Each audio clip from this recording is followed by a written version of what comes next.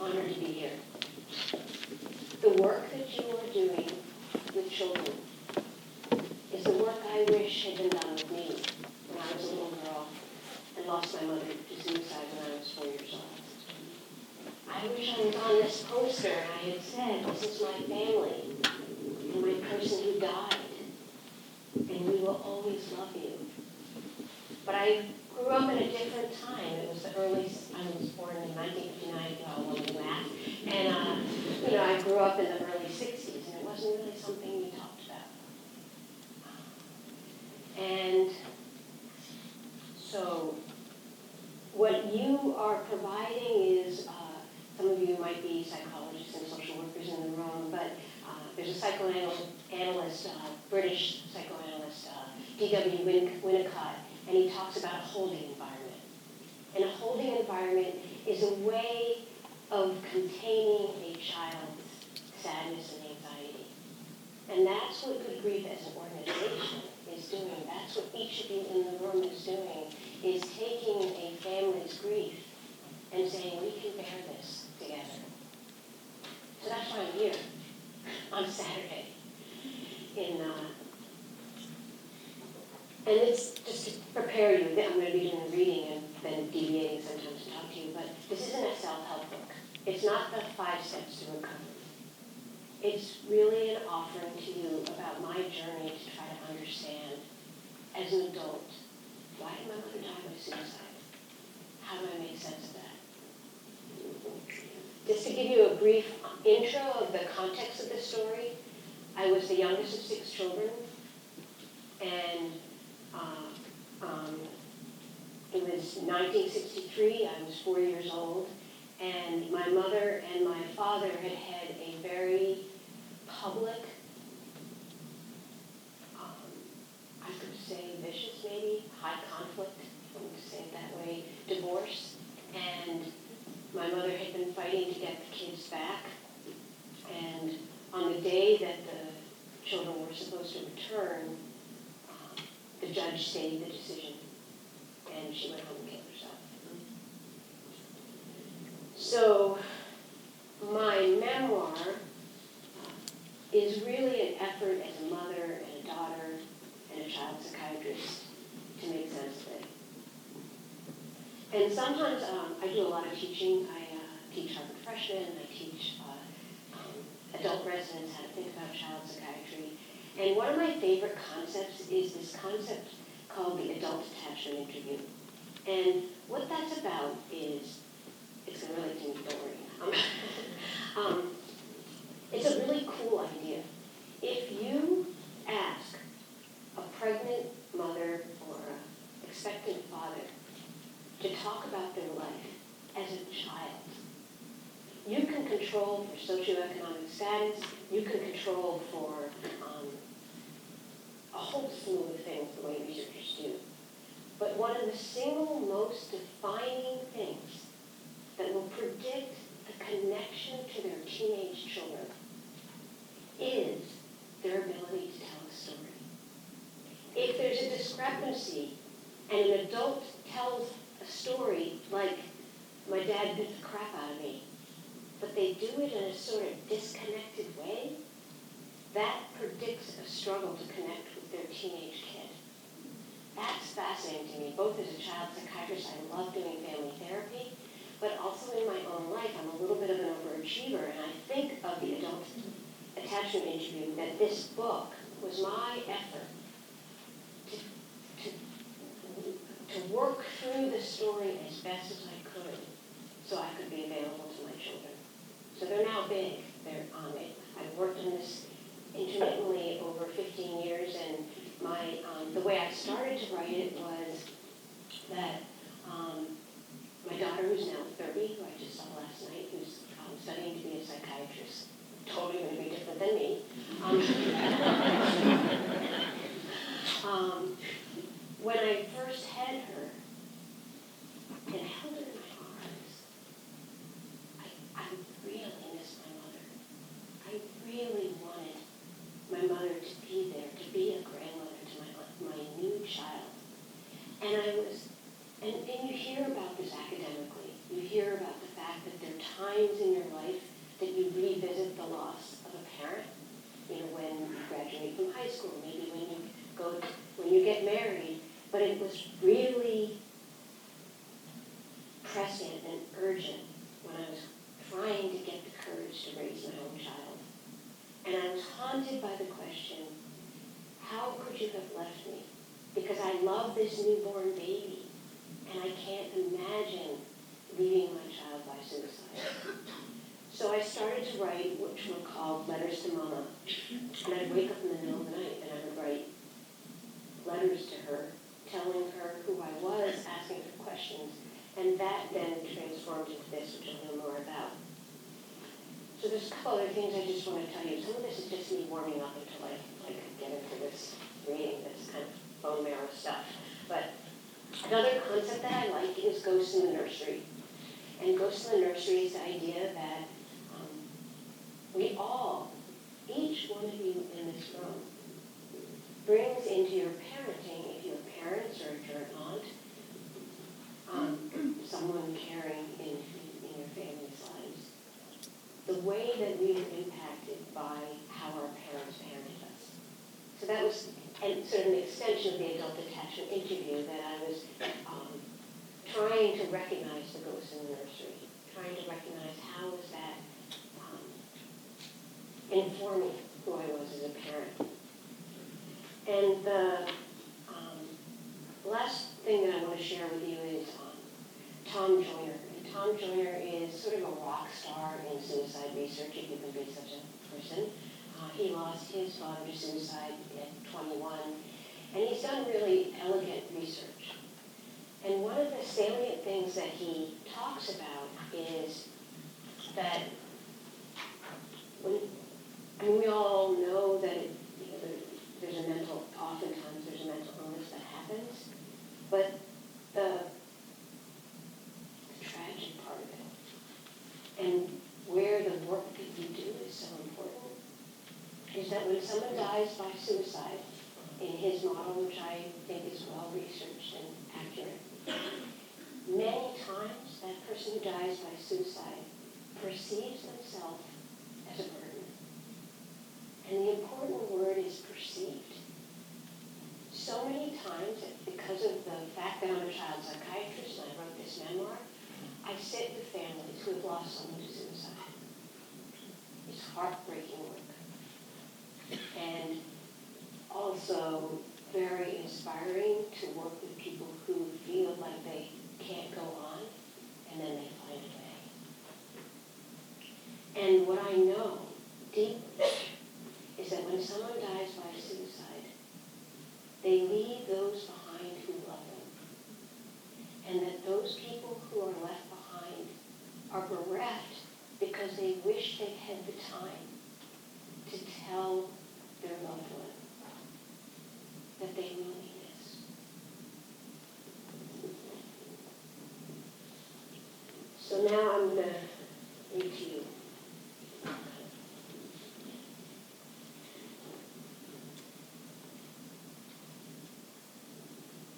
The day my mother killed herself, she had just finished preparing her house for the anticipated return of her children after a fierce custody battle with my father.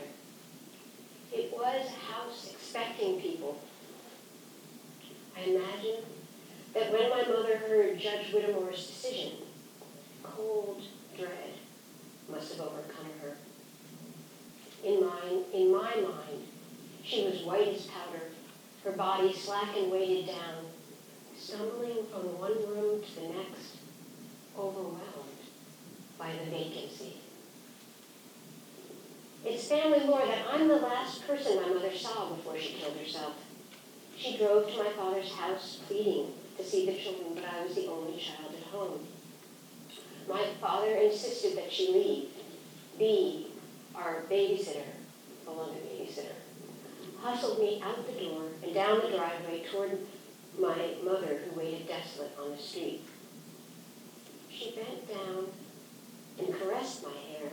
I remember, as she whispered instructions to be to watch over us, especially me. And then she left. She She left a suicide note as well as a grocery list, a list in preparation for our arrival that would never happen. 6 tangerines, 2 boxes of Kleenex, pink is crossed out and replaced by blue, sugar-free root beer, blue toilet paper, 4 pounds rump roast, lettuce, tomatoes, food for a family. I'm often asked if I remember my mother. I appreciate that the question is a way to express the hope that my loss has been tempered at least by a photograph, a necklace, or her words, anything I might call on to evoke her presence. But I have few mementos and even fewer memories. My mother is defined by her absence. Yes, some treasures can rekindle her presence. A dainty birth announcements on elegant paper stamped with the date of my birth. A tarnished silver baby cup dented at the rim and inscribed with my name. My worn woolen baby blanket, which I have to confess is still by my bedside. A pamphlet from my mother's campaign for the Boston School Committee. I have a couple of photographs. This one. The picture, a tatty blanket, a baby's cup. These objects are all that I have after my mother's death. When I was young, fire had destroyed all of her belongings. My father eventually told me when I was about 14 that my mother had attempted suicide 2 years before her death. My sister and I discovered the facts ourselves in our trusted Boston Public Library's microfilm collection. We found a picture of my mother in the Record American looking much younger than she does in her formal portrait. She wears a sporty silk scarf tied casually around her neck. She is spunky with her upturned nose. Takes 3 handfuls of sleeping tablets, the caption reads. Why did my mother kill herself? Suicide demands to be explained by the living as a way to absolve or condemn the survivors. I've tried to create a meaningful narrative to understand what happened, recognizing that the truth is buried with the victim and that questions will always linger. My own memories don't provide an answer, and I'm wary of my father's account because it's not my own. And my mother's affair that led her away from the marriage must have jolted him. But as a psychiatrist, I'm prepared, I hope, to understand. In The Anatomy of a Suicide, the clinical researcher Leston Havens writes that suicide is the final common pathway of diverse circumstances of an interdependent network rather than an isolated cause, a knot of circumstances tightening around a single time and place. And some people in the suicide world call it a perfect storm, although I don't think there's anything perfect about it. When I met people as I was growing up, all the way to medical school interviews, if I told them that my mother died when I was 4, they were curious about how she died. The question was irresistible. Most people seemed relieved when I said barbiturates, sleeping pills, as if death and sleep were siblings. People wanted to know why and what was the cause. Such questions usually are edged with the fear that premature death, especially a self-inflicted death, might somehow be contagious. Why would she kill herself becomes, what does this mean about you?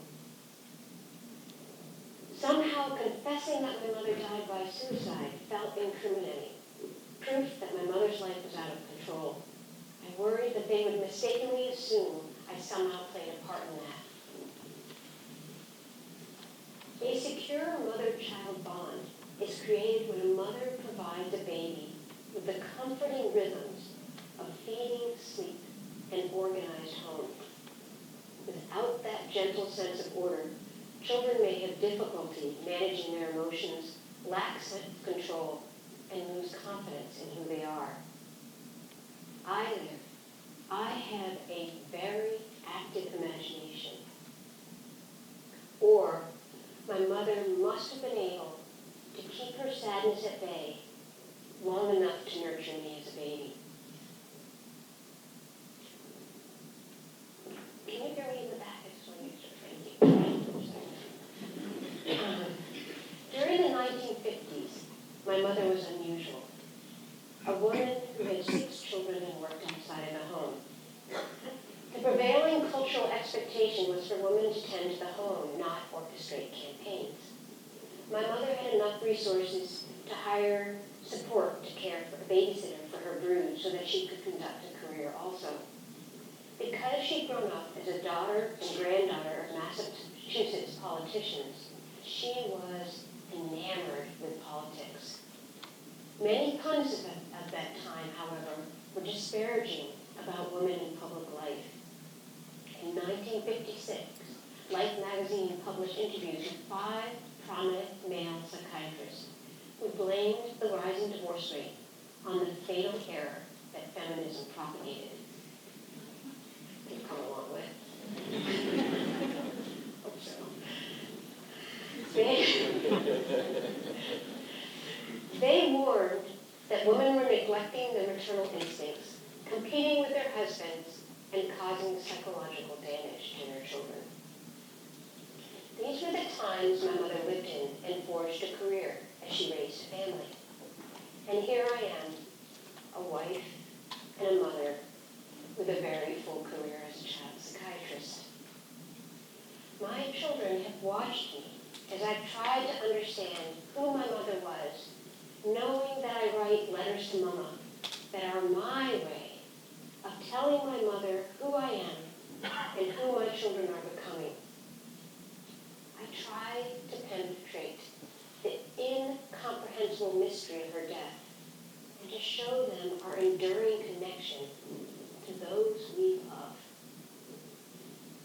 My son, Corey, ever the concrete thinker, once asked me, where was I sending the letters? He asked me, as a practical 5-year-old, whether only my mother's bones were buried or if her head was buried as well. I love kids. My daughter, Lila, a first grader then, wanted to know whether my mother was still wearing clothes. Lila said that maybe in my dreams my mother would write back. Her and me both. I told them, somewhat irreverently, that she was dirt in a box.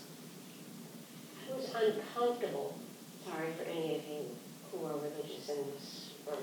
I have a spiritual being, but it's a little crass. But I was saying that I wasn't comfortable saying that my mother had gone to heaven and mumbled something about love lasting longer than death. And I wasn't sure how to explain her death to myself, let alone to them. And sometimes I peer into an apparent void, a one-way dialogue with too much room for projection. My family history gives me a fragmented view of my mother. I often feel as if I am figuratively tugging on her apron strings, pleading for something more, starved for a tasty morsel that will satiate my desire to know her in a way that is intimate and familiar. For years, I possessed few belongings of my mother's, nothing concrete. Suddenly, a trunk of her cherished belongings came to light, a blue trunk with brass hinges. Drawings, letters, all kinds of material that my mother had saved 40 years after her death. Seeing these objects stunned me. I stood there staring. I was nervous and intrigued about what I would discover. Here was evidence of a life I did not know. Small calendars with hand-scrawled appointments, her handwriting big and full, a high school yearbook, report cards, school awards, newspaper clippings, and chatty letters from her friends. A photo, the only photo I had, of my mother cradling me as a baby in her arms. A photo of my mother and father, their eyes filled with laughter. her novel with the ominous title, The End of Freedom, that she was in the process of writing at the time of her death. Her novel was an amazing discovery. This was an irresistible chance to know my mother's mind. A writer cannot escape that the person in charge of organizing a story reveals who she is just by the nature of how she fabricates the narrator's voice. My mother wrote in her notes about her novel, "Is this sheer purgative autobiography, or do I want others to see it?" I can understand her trepidation. It's hard to be exposed and feel judged. As a psychiatrist, I live in the land of thoughts, and at the risk of overinterpreting, I hoped that this unexpected access to my mother would reveal how she constructed a narrative of meaning, her personal truth. Perhaps it would illuminate how my mother came to see suicide as an option, or how she came to accept the apparent futility of life. As a daughter who's longed for a connection to my mother, I want to know her inner thoughts, to discover her secret messages to me. I want a good story, so I can be proud of her. I want to read as a detective and discern what is autobiographical and what is fiction. I know I must have known her long enough to love her, or I wouldn't be working so hard to try to understand who she is. My mother's journals were another rich source of insight into her joys and anguish.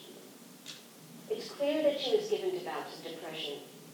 She wrote vividly about the depth of her depression and the hopelessness that her affair plunged her into. And I'm going to read you a passage, and I'm looking for a glass of water, which I cannot find. This is a passage in her journal, which was really hard to read as her daughter. Death is a change in degree rather than in kind. And for many of us, it's a blessing in neon rather than in disguise. This is my mother's voice. She goes on to say, "My Holy Ghost are my babies. This is my last testament. Perhaps they'll never be strong enough to read my naked soul. Most children prefer a mother to a human being, so do most mothers. We are all consumed one way or another. I just choose to die from life rather than from the slow, creeping death of boredom and rote and repetition and habit and conformity and vile hatred passed off as love. The flame of desire for truth, for reality, can burn up all the peace we're rationed.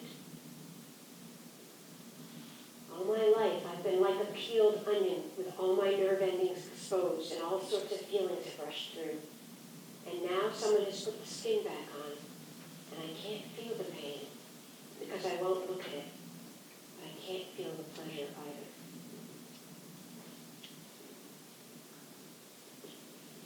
These are hard words to read as a daughter. Her pain is palpable, and she seemed to be making a choice to die. In his essay entitled "Why I Write," Orwell states that authors are driven on by some demon whom one can neither resist nor understand. And my journey was one of unrelenting sadness, curiosity, and passion in a quest to understand how, if my mother loved her 6 children, and clearly she did, how she could have abandoned us in this brutal way. While writing this book, I started to ask my sisters and brothers questions that I had never felt permission to ask growing up. I don't know if it was a curiosity. I trained as a trained psychiatrist, wondering how suicide affects an entire family. I'd love to be family therapy. How does it affect those of us left behind? Or was I just greedy to find out details about my mother? Through it, I came to realize the enormity of unspoken and disavowed feelings. I don't know if you all have listened to Joe Primo's TED Talk. Raise your hand. No, raise your hand if you have. All right. Well,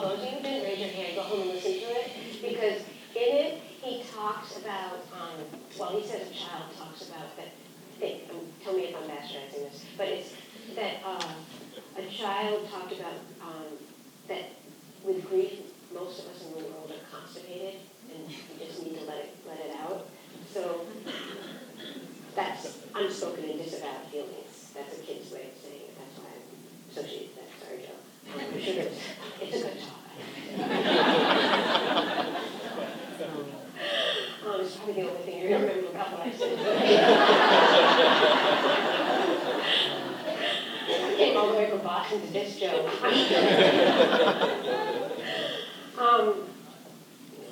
Really proud of the work you do.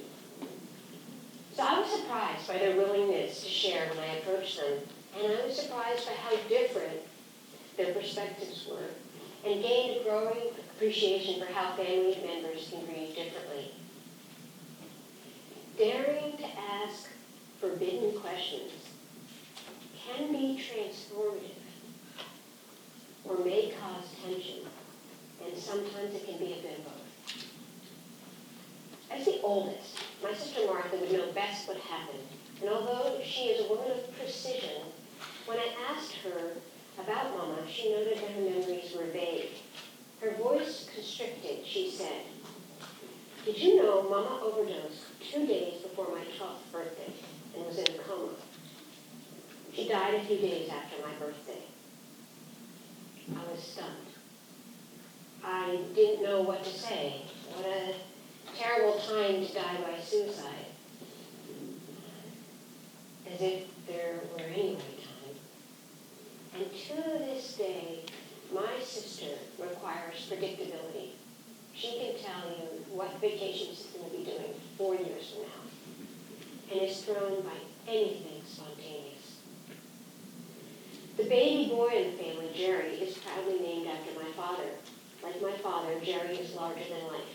He's 6'2" with size 13 shoes, and he's boisterous with a loud voice.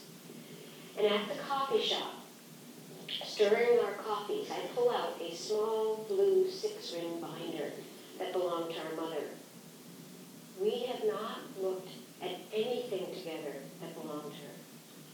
And this was my mother's daily recordings of her tense afternoon visitations when she would come to my father's home after she had left our family and moved into an apartment with her lover when I was 2 years old and Jerry was 4.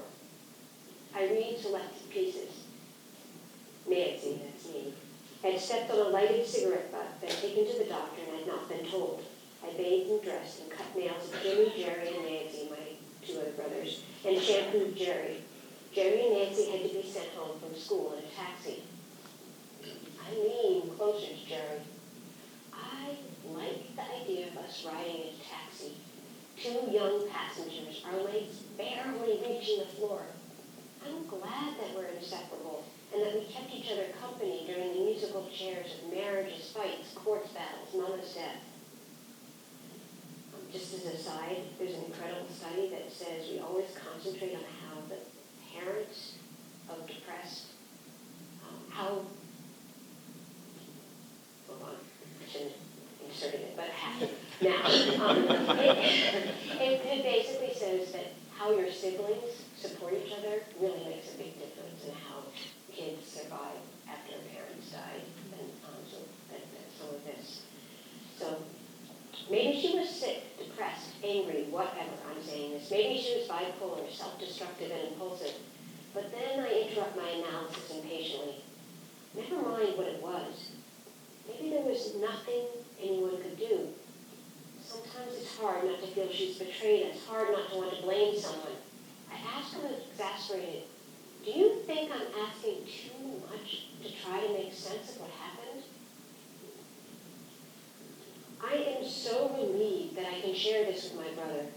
Jerry understands exactly the sorrow I have about our mother's suicide, even though we have never spoken directly or dared to even approach the topic of her death. But as we talked, it was as if we had. He flushed red the way he does when he feels something strongly. "It makes me furious," he says, "that our mother couldn't wait. Didn't she know that she would leave all these shattered children wondering if it was their fault? Didn't she know the shame we would feel? It was such a selfish move on her part." I say, almost as if we're conspiring together, building, that she killed herself just days before Martha's 12th birthday. Jerry seems defeated. He leans over the table on his elbows and puts his hands around his eyes for privacy. He is now quite literally crying a puddle of tears. I look at him. I know our Father can be hard on him, his namesake. Jerry takes a breath. He smiles and blubbers with a voice forced by feeling into unfamiliar registers. So how come we're still standing? I reach over and hold onto his wrist. Imagine how much stronger we'd be if we hadn't lost her, he says, pulling himself together. I'm the youngest. Caretaker is a role I'm drawn to. I feel steady and sure when I'm near the dying, the psychotic, the desperate, helping put words to grief. I'm okay when surrounded with dread and eager to provide reassurance. A psychiatrist would say that this is reaction formation. The man who's terrified of snakes becomes a snake charmer. And that one of the ways I've dealt with losing my mother's comfort has been to provide comfort to others. I'm steady when my patients are in a free fall panic, reassuring them that they will not be swept away. As I charted my mother's journey, I revolved around a fixed point, my mother's suicide, and followed any lead that helped me to understand who she was. It was as if the North Star of my existence was framed by trying to resolve this mystery. Sometimes on my odyssey of discovery, I conducted interviews that made the story more complicated and challenging. Chapter 7, talking with my dead mother's ex-lover after 40 years. And also, if you can follow this, for any of you who are clinicians in the room, the ex-husband of my first stepmother revealed both disturbing and insightful information. The doctor who took care of my mother after her final overdose when she was in a coma, that was a hell of a phone call to make. I didn't know if he would say if the loss wouldn't allow him to share the information, but he gratefully did. That taught me more. My 5 brothers and sisters, as I mentioned, they provided me with different perspectives. And then the unpublished novel with the ominous title End of Freed Me. And what I came to learn was the tremendous challenges that she faced. And I could accept her more fully, realizing what she did. And this is important for any of you who have are parents to children who have parents sometimes. So the surviving parent of the parent that died by suicide. That it usually has nothing to do with, it had nothing to do with her children, and it usually has nothing to do with the children. It's usually the anchor for the person. Through all this searching and introspection, I've gained new understandings, not just of her life, but of mine, and I've been able to examine some of my greatest fears. The process has led me to be more open and present for my patients, and I've been able to go deeper with them in the exploration of their own traumas. And it's freed me to be more present and constant mother to my own children. And I offer my story as a tribute to the endurance of the human spirit. When loss happens, we can find a way forward. No one is expendable, and we are all loved. And this is so important to me.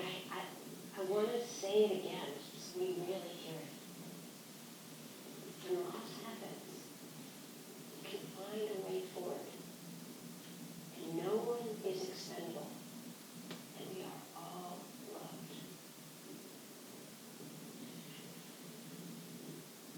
I want to tell you one quick story. I know I'm deviating a little bit, and then I'll go back to the reading.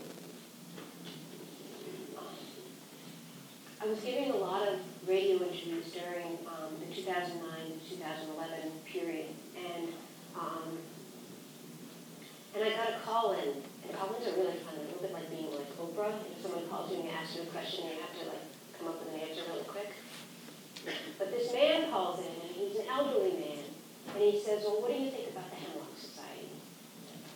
I don't know, talking about suicide, and I said that. I said, I'm not prepared to talk about the Hemlock Society, but judging from his voice, I thought he was elderly, and I said, there's a high suicide rate in elderly people, and what's very important for you to know is that depression is treatable.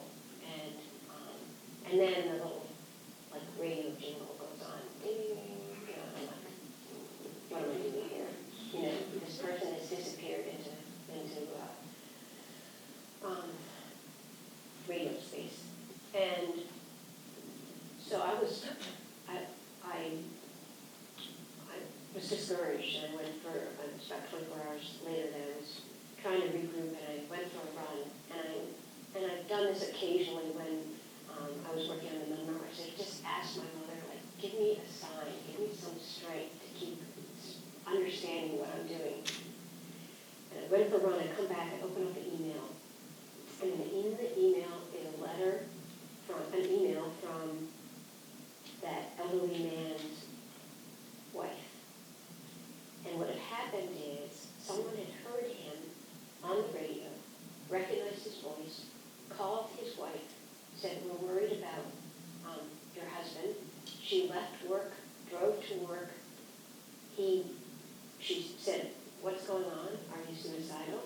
He had just changed his medications. He was planning on that day to go kill himself. He was hospitalized. They changed the meds. I tracked that couple for 5 years just to find out what had happened. And if my book never does anything again, that was enough for me. That one family didn't confront that loss at that moment. So what we've talked about today, what Joe talked about on his TED Talk, is that death, and particularly suicide, is a forbidden topic. And when we talk about it, whether we talk about it on the radio, at a coffee shop, or a keynote, it helps to decrease the stigma. And that can be life-saving. The investigative energy to understand the intensity of it served as a constant reminder to me of how precious it is for me to be a mother to my children. As William Blake said, joy and woe are woven fine. And there is a certain freedom that comes from looking at the dark side and weaving a tapestry of meaning. A tapestry of meaning that anchors us in survival. Every time I'm asked to speak or introduce as an author or sign a book or get a wonderful response from a reader who's moved to think deeply and ask large questions that defy easy answers, I have to admit before I speak it's really excruciating. But when it happens, it's delicious. And I savor the journey. Writing may be about demons, shame, and self-doubt or insecurity. But at this point, I would also highlight the rewards. I think this is about writing, but I also think it's about healing, which E.L. Doctorow said that writing is like driving a car at night. You can see only as far as your headlights, but you can make the whole trip that way. And I learned compassion. Compassion for myself as I was trying to tell this story. Anne Lamott shares, writing is like channel swimming, a slow and steady stroke over a long distance in a cold, dark sea. If I thought too much about how far I'd come, or the distance I still had to cover, I'd sink. It took me 18 years of delving into the past to write my book, and I want to assure you, though, I was a child psychiatrist, I worked in a teen health center, I taught at Harvard, but I would just talked about that you kind of lean in, you delve in, and then you come back, and that's what I did over those 18 years. And did I find all the answers? No. As I said, they are buried. Did I reclaim a lost mother?